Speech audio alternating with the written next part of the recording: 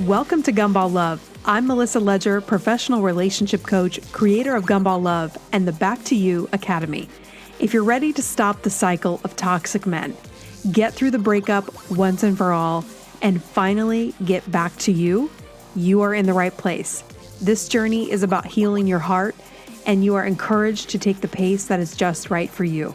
In the process, you will build a foundation of confidence and strength that will make you unshakable, I promise. So get ready to level up your mindset and your lifestyle as you awaken the seeds of greatness just waiting to burst into full bloom. Let's do this.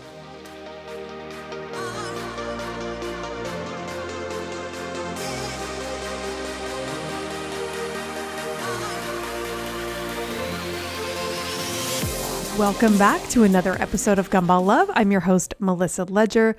Gumball Love is where we stop the cycle of sugar high romance, discover your worth, and find true love. So welcome back again. Today we're going to talk about something that it may be a quick episode. We'll see how it goes. You know how I try to pretend like all my episodes are going to be quick, and then they never are. So we will see. But is his lifestyle compatible to your lifestyle? So if you missed the last episode, we talked a lot about, are you ready for love? What does it mean to be ready? And when you feel like, okay, maybe I am ready, or you are out there dating right now and you're looking at different men and you are asking yourself, am I compatible with this person? A lot of times we just look at compatibility as, am I attracted to them? Do we get along? Do we share the same sense of humor? And can we have fun on dates? And all of that is important. You want to have that physical attraction. And like we talked about in the last episode, and what I can tell you for certain is that finding your true love will mean you do not settle for anything. You're not going to feel like, oh, I really like him, but I got to deal with these other things, and you'll be cringing. No. You're not going to feel that way. And so I want you to have that positive expectation that you will find the right person. He will be the right guy for you. And I want you to be able to recognize and understand what is important. We're going to talk a lot more about lifestyle going forward because it's so important. And so many of us have really not developed our lifestyle. And I know that coming out of the pandemic, fingers crossed that we're out of this, a lot of our lifestyles really changed, or we felt like we were kind of at a halt. And one of my clients said, I'm a little COVID awkward. And I thought that was such a cool way to feel, the way to put it. Like, I think a lot of people feel that way. It's like, maybe you got used to wearing a mask. Maybe you kind of got used to feeling like you were a little bit hidden. Everybody was staying at home for a long period of time. You might still be working from home.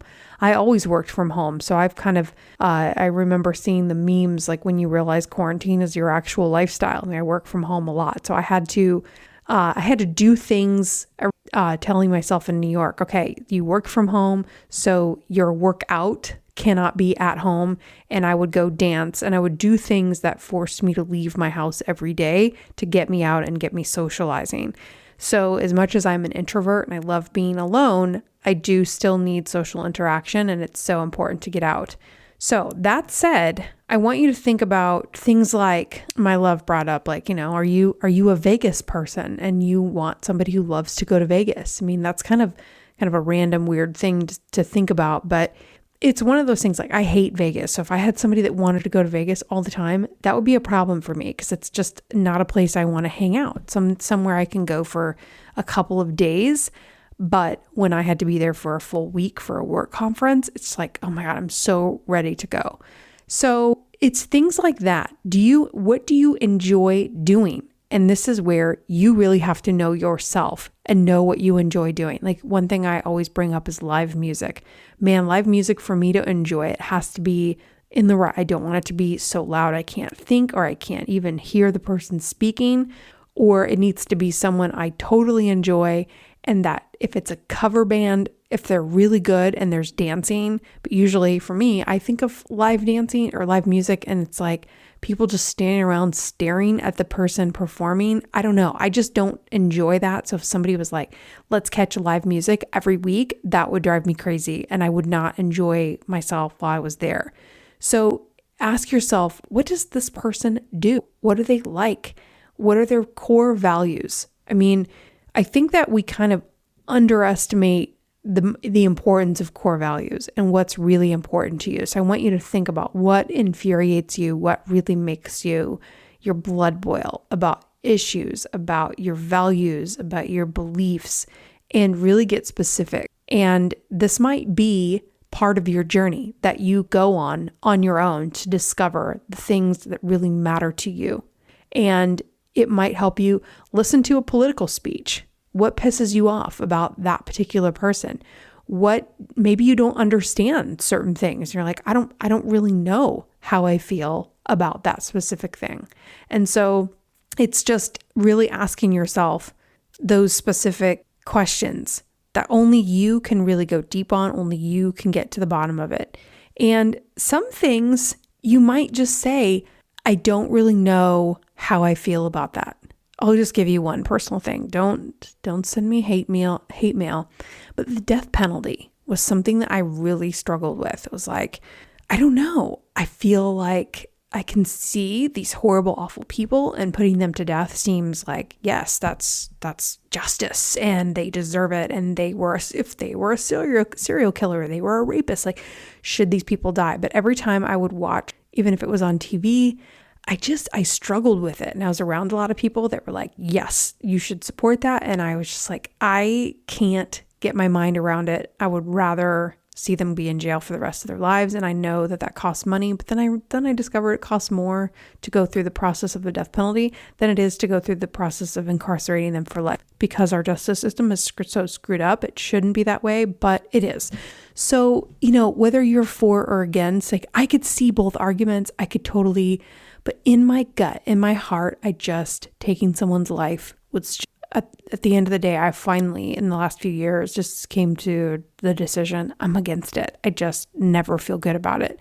Would that be a deal breaker? No, it's not a deal breaker, but it's just something that I needed to kind of think through and get to the bottom of, and then just make a decision. Like, am I for it? But is it something that, can I understand where people are coming from? Yes. So maybe this is not the greatest example because I don't get angry at people that are for it. But for me personally, I can't say that, yes, I support it because I know how I feel inside. So it's stuff like that where you're like, okay, I really need to come to terms with my beliefs, my values. Do I believe in God? What's my religion? Am I not religious? If you say you're spiritual, what does that even mean? What do you actually believe? Sometimes we're subscribing to beliefs and we haven't really studied what it actually is.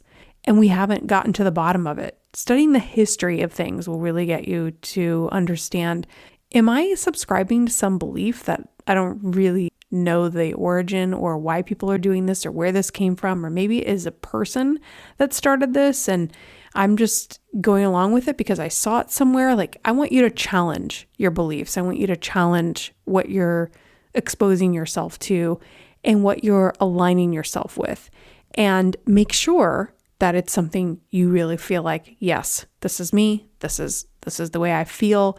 Because if you don't know, then you could be influenced by the guy that is so dreamy. Like you think, oh my gosh, you've got all the chemistry and it's all exciting and it's wonderful.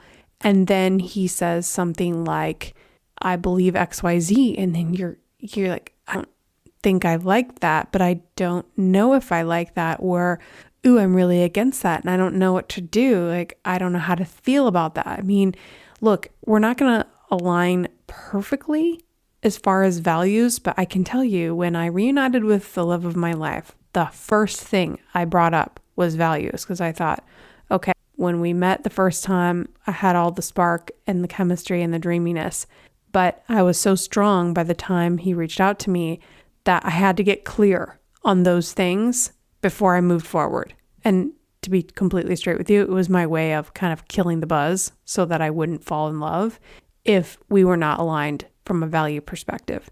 And then that's when I started to learn more and more. And I didn't just lay every value out on the line, but I did say a couple of things that would have really made it uncomfortable for us to move forward if we didn't align. It was, a couple of my very key things, or this is where I stand on this, or I'm a big fan of this, testing. Are we going to get along in this area? Because if we don't, it's too important to me, and it's just, I'm going to lose respect. And that's ultimately, like, you have to think like, okay, you can have friends that think different politically or from a religious perspective because you're not living with them every day. You're not going to raise children with them. So, my friends have, I think most of my friends are probably over half or complete opposite politically from me. But I don't know. It's just kind of the way it happened for me. So from that aspect, I don't need all my friends to think the way I think or believe what I need to believe. But your significant other is your most significant relationship.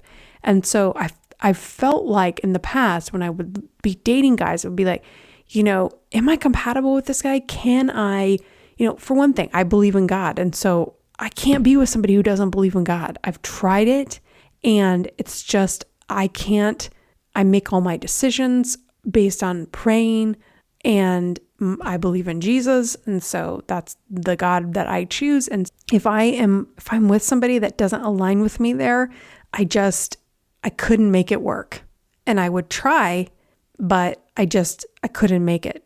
So I would think about that and I think, well, what if he came to know God while we were together? I've heard of these things happening. And so, it would be like, I don't know, I don't want to eliminate, and you just have all these like, well, I don't know if I want to make that just such a harsh line, because what if I'm missing out on the right person? And I don't want to be so picky that I exclude everyone and I end up being single forever. And trust me, I thought that could happen, well into my 30s, going, okay, maybe I'm doing this wrong. But as I look back, always looking, I grew up in a groupthink mindset, which you can discover in Dr. Nicole LePera's book, How to Do the Work. I'll probably talk about it in every podcast I do for like the next year. But I never would make decisions without a committee vote. I was always asking other people what they think, what I should do, and getting their buy-in before I would move forward. And so I was applying these same things like, can I do this? Can I be with somebody that doesn't believe in God? And then I'm trying to what? Then I'm trying to shove religion down their throat, or then I'm trying to explain my faith, and then I'm hoping that they believe the same as me. And then what if they don't? And now I'm in love with somebody that doesn't share that belief. And then what if you're raising children with somebody that you have that much of a divide? So people will tell you all kinds of stories like, hey, my so-and-so, they're completely different religions, or she doesn't believe and he does, and they get along great. It all gets down to what is the most important to you. And if it's important to you and you value it highly and you do not share that with your significant other, it's not going to work long term. So you have to get specific. I'm not going to tell you what the top things are as far as compatibility, because the list is endless, right? However, core values are pretty important. If you look at all the studies around core values, obviously if what if you're a vegetarian? Can you be around somebody that's eating meat all the time? Does that work for you? Because if it doesn't, that might be something that, are you going to tell the person you're with, sorry, you have to stop eating meat? It would be like if you're a vegetarian and they said, you have to start eating meat. You know what I mean? Like, how does that work? I spent 3 years as a vegetarian, and I think a lot of it vegan. But I wasn't doing it because of my values. I was doing it for my health reasons. And so just for digestion, and I had an endoscopy, and I felt grossed out by meat. I feel grossed out by chicken right now. I don't know why. Like, my body is just like, I don't want that. And so I was really trying to honor, I was actually getting a gag reflex when I was eating meat. What is going on? I grew up in the Midwest. Like, I've eaten meat my whole life. What is happening? So it didn't bother me. Somebody else was eating meat because I wasn't Although I can watch those videos where the cows are getting hugs and they have like, their best friend is the chicken and the chicken's cuddling with the cow. I gotta say, like it's something where I struggle with it because it can really bother me.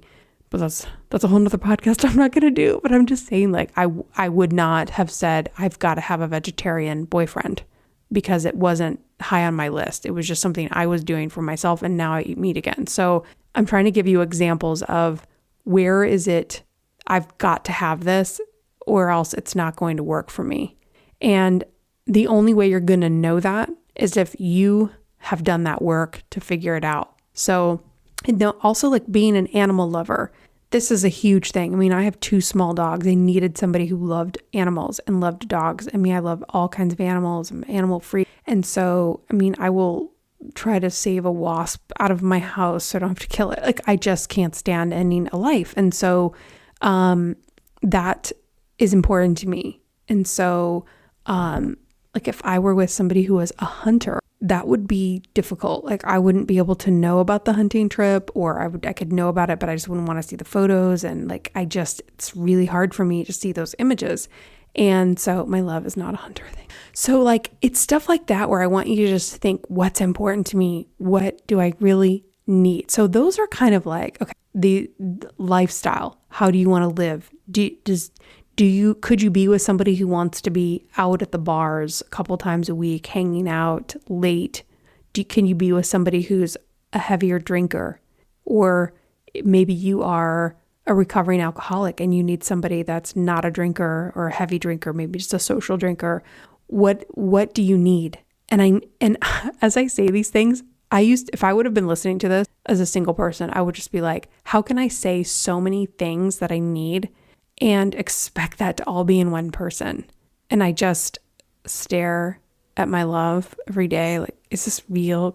Is this actually happening? I mean, like, he's helping me work on Gumball Love. I mean, it's surreal to me every day. And so I want you to believe that the best is out there for you. Your best friend, the person who cares about you, the person that's going to dote all over you and want the best for you, that's going to care about your health, that's going to care about the things worrying you, the things that are stressing you, that will want to lighten your load, that will care about your family, care about your friends. I mean, these things I did not think were possible. And so I never even considered them for a long time. And I probably, even at my best, I would not have expected true love to have so much to offer. So I'm even more serious, but I want to be more, not serious, but maybe serious, but emphatic that you need to, and you deserve to, have the things that you want and you need.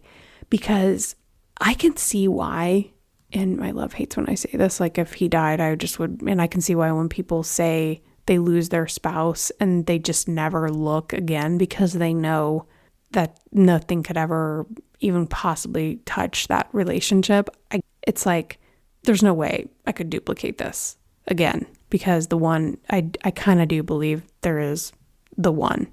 Not to say that people haven't found a second person, especially if you lose someone early in life. Like, I don't know, maybe there are too, but it just, when you find someone who fits so well, I guess maybe if you have 2 loves, it just would be different, right? It's just not going to be the same.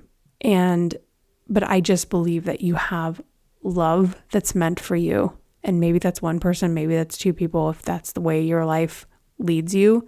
But if it's 1 or it's 2 or if it's 3, depending on what's going on, you always deserve to have what you need. You deserve to be cared for your values to be respected. And for the most part, there's alignment there so that you are respected for your beliefs and your values. If they don't align, then that person's not going to respect you. Those things are so completely critical. And I want you to test this when you're listening to me and you're like, I don't know, Melissa, this is a lot. Like, this is really deep. This is really intense. I mean, and are you going to show up on the first date and explain all of your values and see if they align with this person? No. I always want you to enjoy the process. So 1, let's be with the guy that you actually are attracted to. I talked about this in the last episode. Sometimes we're with people and we're just going on dates to go on dates and we're not even attracted to them. I'll say it again. I used to go because I would think, well, I don't want to be too judgmental about appearance, and I know he's only 5'10" and I'm 5'9.5", but maybe, I can wear flats and it'll work. And, he's not completely attractive to me, but I don't know. We'll see if he can grow on me. This never worked. I always became grossed out because right from the beginning, I was stretching my limit, thinking, I don't want to be too picky. I don't want to, you deserve to be attracted to your significant other. You need to be attractive. You need to have that spark. You need to be able to enjoy their touch and be next to them and enjoy that every single minute and not be thinking, I'm a little bit grossed out. As you get closer as a couple, you're going to see every aspect of each other, every gross thing that can possibly happen. It's just what happens. But if you don't have that high, I think about that all the time. If I didn't have this high level of attraction, this would be so gross. You can't settle there, which isn't that great. You just can't settle because you will be grossed out. And so these are the important things. And when I ask happily married couples, I asked all these questions, how often do you have sex, and are you happy, and are you still attracted to them, and how did you reignite? And one person said, oh yeah, you have to have the spark, because if you don't have a spark, you can't reignite anything down the road. There's nothing to get the ignition going if there wasn't spark to begin with. It's oh my God, that's so critical. So does he have the capacity to go the distance? These are the things that I want you to think about. Core values, lifestyle, travel habits, politics, religion. Does he like animals? Does he have drug or alcohol use that exceeds what you're comfortable with? Sometimes we discover there's a pill habit. There's a little bit of excessive drinking, or maybe you discover there's a drug problem. This is rampant in our society right now. And is addiction something you can take on? For me, no, can't take that on. So that would be an instant no-go. And so these are things that you want to think about, our lifestyle. So then we move on from, so those are your big ones, right? Also his job, what is he doing? What's important to him? Is there a passion to learn? Is there a passion to offer? What is he offering to the world? What is his contribution? How does he interact with people? How does he interact with his family, his friends? Maintaining relationships. I remember my therapist telling me the most important thing you can look at in a man is his own personal relationships. Who are his friends? How does he keep in touch with his friends? And does he have key relationships that he maintains over time, over periods of years? And so this is such a fun thing to watch my significant other do, just reaching out to people, constantly texting friends, calling friends, knowing what's going on, keeping up with, everybody, including family, and regular phone calls with family, and caring about what's going on in their life, and taking care of parents and siblings, and just all of the things that we do when we are awake, we're engaged in our lives, we're participating, we're giving, we're receiving. Also, can he receive love? This is something that I could probably do a whole podcast on. The Gumball Guy doesn't receive love. He receives attention, and he gets high off of attention. But when you actually give love, it's not received. It's just consumed as they take the high, whatever. You're giving this loving energy, and he's just taking it for what the energy it is at the surface. I wish there was a way. We've played with all these ideas of you're giving out hearts, and then he turns them into gumballs and just uses the sugar high and then discards it. And sometimes they don't realize, most of the time, they don't realize they're doing it. They just are not prepared to receive the love that you're giving. And a lot of times they don't feel worthy of it. So it feels good in the moment, but they don't let it absorb or deposit because they don't feel worthy. And so they just stay at that surface level. So is he capable? What are you attracting? So I want you to think about, okay, as I look at my own lifestyle, as I look at his lifestyle, As I look at his friends, his family, what are his habits? How does he treat you? Is he consistent? Consistency, it's like the thing I struggle with most in life, but this was the one thing that as I struggled with my own insecurities and anxiety, because as I said in the last episode, true love will test your root trauma. Your trauma is to the root. A lot of relationships will test us and trigger us, but the true love will go deep. And so when it goes deep, it really shook my foundation, and his consistency was what got me through. It was like, even though I would, we've weathered some storms. We had to weather long distance. We were long distance, and then we were long distance through a global pandemic. So that did create extra anxiety, but there was always this pillar in our relationship.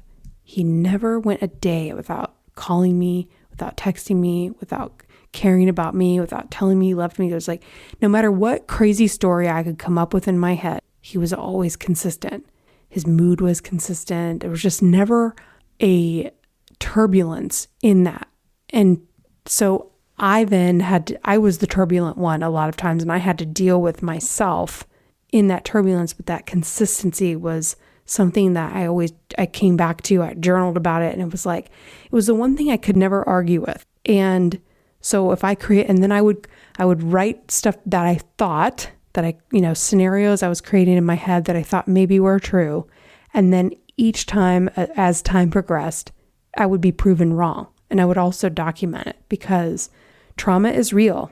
And when it hit me at my core, I had to really face it. And so consistency, the best thing and the one thing that I never expected, I still have those tremors from the past and that's why I'm just in awe every day. Like, wow, it's just consistent all the time. So consistency is key. Is he consistent? Can you count on him? Do you have to wonder what's going to happen? Do you feel like he hears you? Is he listening? Is he paying attention? Does he care about what you're saying? Is he trustworthy? Ian said, does he have time for you and your needs? Does he have time for you and your needs? A lot of these questions are from him. These are the questions from Ian. Do you think he's trustworthy? Does he have time for you and your needs?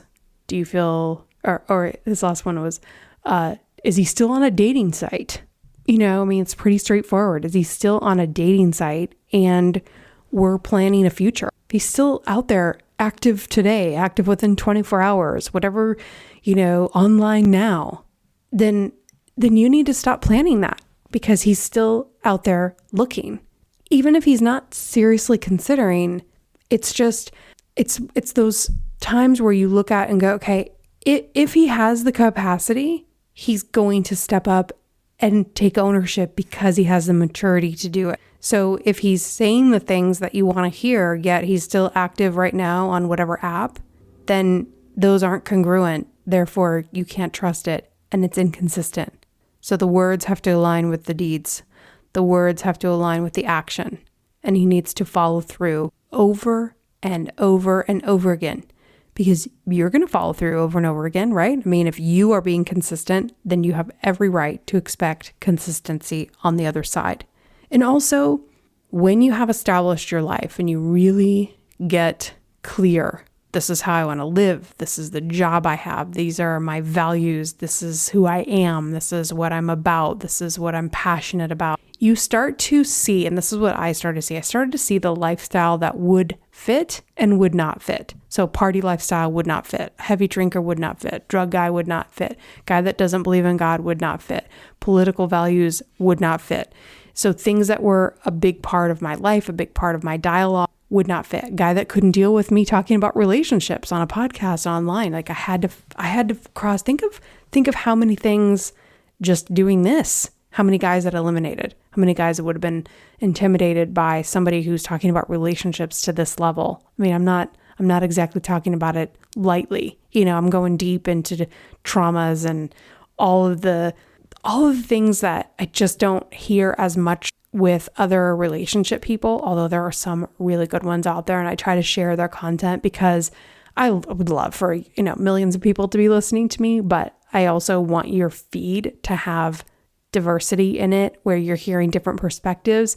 And anytime I hear a man saying the right things, I just think it's so good for us as women to hear a man's perspective that's not telling us all men are the same and that this is what men want. When you hear like Mark Groves, amazing guy, he's never saying this is what men need. He is saying choose yourself, do the work. And we have a lot of similarities in how we deliver it, but then we're very different as well. And so I want Mark Groves in your feed. I want you to be hearing the different perspectives. So sorry, a bit of a tangent there. So just to kind of review, does he have the capacity for a relationship? That's the main question. And so his capacity has a lot to do with we talked about in the last episode where if you're standing still and you're not doing anything, you're going to work, you're going to the gym, and you're coming home. And maybe you're not even going to the gym. Maybe you're working and like Corona hit you hard and you're just sort of like, feeling a little antisocial. We're not really living. We're not connecting with. So even if you could connect with so many interests and really, really express yourself through so many things online. You could have Zoom calls. You could explore. Museums offered so many free things during Corona, being able to see different art exhibits. And just, even if you looked at stuff and you got bored while you were watching it, then you can be like, okay, I guess I'm not into anything related to Chinese emperors because I feel like I'm going to fall asleep. But maybe the Russian Empire and the history is fascinating to you. Like when something like that is fascinating to you, it kind of draws you in and it's something kind of random or not normal for you. Pay attention to that, because let's say you wanted to learn about, the Sahara Desert, or you're just fascinated by deserts and you love deserts and you love cactus and you love, why? Why do you like it? What is it about it that pulls you in? I have a quote. I'm going to rustle some papers because I wanted to remember. It was somebody who said this on a podcast. Why are you inspired by something? Why do you feel this connection? So ask yourself, what is it that I'm connecting to here?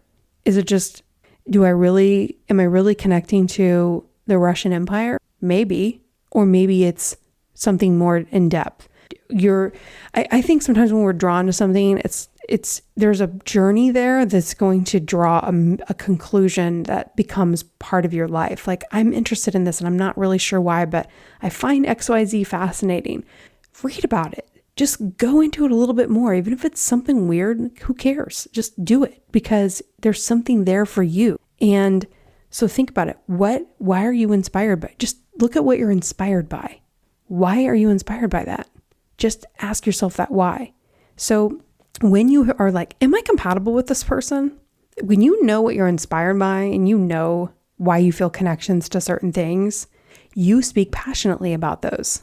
And then you're going to connect with your significant other on some of them, not all of them. My love is so knowledgeable about world history. It's insane. And that makes me want to fall asleep for most of it. It's so much detail. I don't get it. And right now, I only have so much space in my head writing a book that I can't take it all in. Even just world current events. I'm just like, you know what? I don't have the capacity to hold it, but I call him the galaxy brain. He's got so much aptitude to absorb and organize, and he's just got that kind of a brain. And so we don't connect in that area, but we connect in a lot of other areas. So we have interests that are not in common, but we have a ton of interests that are in common. But the ones that we don't have in common, we learn from each other. And so there's all these conversations that I would never be having if it weren't for him in my life. But we're big readers. We're always looking at stuff. We're looking at videos. We look up words we don't know the meanings of, or is that the way you pronounce that? Or is that correct grammar? Just huge nerds in a lot of these different areas. There's no way I could have predicted 70% of it. However, I want to give you enough to go on where when you're sitting there and you're like, is this person ready for a relationship? I think the biggest thing is curiosity. People that are ready for relationships are curious. They have an enthusiasm about life because they're in a position where They're not feeling like, the more insecure we are, the less we are ready for a relationship. So when you are like, is he capable? And am I capable? Then you want to ask yourself, how comfortable are you in your life? How connected to your core values are you? Where are you from a drug and alcohol use? Or do you have dependencies that you're not addressing? Do you have a prescription habit that may need to be addressed? How is that going to work with a person? I mean, we all everybody's in a different place there. I just want to put that out there. Like, that's something that if you have a prescription drug habit that is out of control, a person who loves you is going to be like, how much of that are you taking? What's going on there? Because then all of a sudden, when you're in love with somebody, their physical health becomes like paramount to you. I see why I'm like, oh, this is why women nag their husbands to go to the doctor, because you just worry about everything because you love them so much and you're just thinking about all these things. So I want you to just think about it in a way that this goes way past, yes, chemistry, yes, connection, yes, okay, we have fun on dates. And also having fun on dates, you're not going to have fun on dates even when you have chemistry. Sometimes the date isn't fun because the compatibility isn't there, because they don't have the capacity. They don't have the depth. And so you can test some of these areas talking about one of your interests, talking about something that's important to you, and watch that cute guy with the luscious lips completely contradict something that you believe in, or really seeing his core values. And that will tell you, this is not the person for me. Maybe you can be friends, but this is not the one. This is not the one that's going to be in your house every day. I mean, I think sometimes we're out there dating and we're like, oh yeah, he's kind of cute and he's got a good job. It's like, no, think about him in your house like every single day. Like, is this, as you're dating, as you're continuing to get to know each other, is this a person that you could actually see with yourself long term? And I think if we look at marriage and what makes marriage work versus what makes dating work, it's so much more effective. This is how I made the paradigm shift into a different world of, I've been following dating advice for so long, but dating advice is such a short-term period. What makes the relationship itself last a long time? And that's when and look, this is not sexy, right? This isn't exciting to talk about. So a lot of this is like, people they want gumball dating advice. They want that quick fix. Like, give me something I can do. Give me a fun line. Give me a fun text. Text these things to him and then he'll go wild. Like, okay, look guys, all that stuff, it just attracts gumball guys. The dating clickbait advice, how to make him do and he'll find you irresistible and he'll beg for you. Sure it works for gumball guys. But a normal guy that's secure and has values and wants a meaningful relationship and cares about his family and friends, he's not going to be wooed by some little cutesy text you send or trying to activate his hero complex. I mean, it's not going to work, because people that are secure and solid, they see right through that stuff. And it's cheesy. It's manipulative. It's not authentic. You're not being yourself. And unless you are fully yourself, you cannot build an authentic connection. But the thing is, most of us don't know how to be ourselves because we actually don't know who we are. And we don't know who we are. We don't know what we need. And we don't know what we need, then we're walking around or we're standing still waiting for somebody to come into our lives to then give us what we need, because we think that somebody's going to come in as like a savior and magically produce all the things that we never knew we needed, just like Prince Charming, and it's all going to make sense and it's all going to come together. And it just doesn't work that way. And so when I made that discovery of 70% of married people are unhappy and cheating, 70% cheat. So sick. So all these married people don't have the answer. 30% of them do, though. 30% are happily married and not cheating. So what are they doing that's different than the 70%?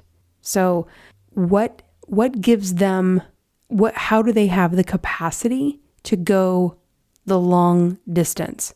It would be like if you and I said, okay, we're going to run a marathon, 26 miles tomorrow. I don't have it. I don't think I could run a quarter of a mile right now. I could walk for sure really fast, but running, I couldn't do it. I don't have the capacity. So I would have to build up to that, and I would have to work at it, and I would have to get help.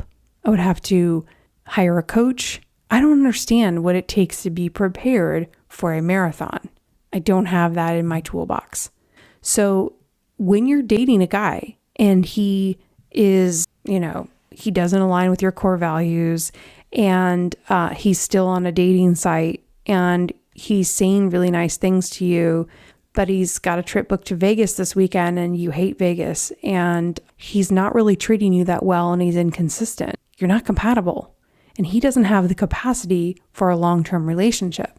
So sometimes we're waiting for this guy to learn how to run the marathon, and we're hoping that he gets the coaching and the training and that he puts in the work to finally be able to do the marathon.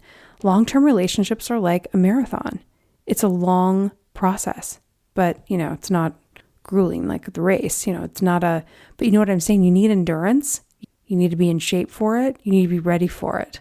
And I don't think most people really take the time to get ready for it. I think most people just kind of wing it. And then you see it. I mean, really pay attention to couples. It's like they're bored.